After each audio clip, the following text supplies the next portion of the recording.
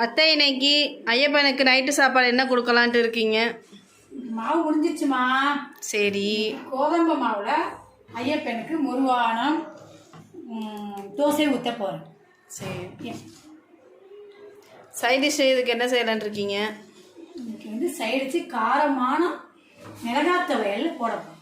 சரி, ஓகே. அதை எப்படி செய்யறேன்னு பார்க்கலாமா?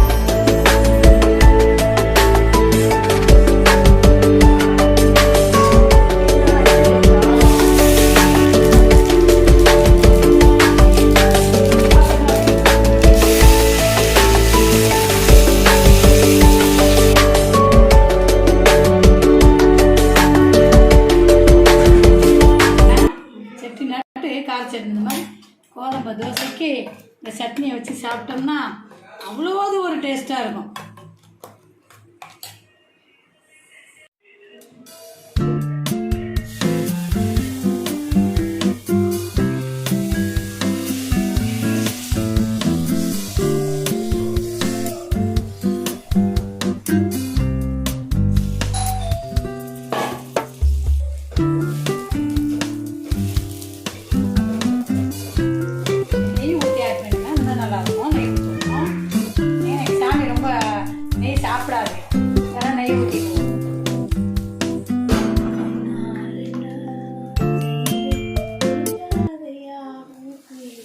பாட்டுக்குள்ளே பாட்டுருக்கு படிச்சுக்கத்தா மனசு இருக்கு.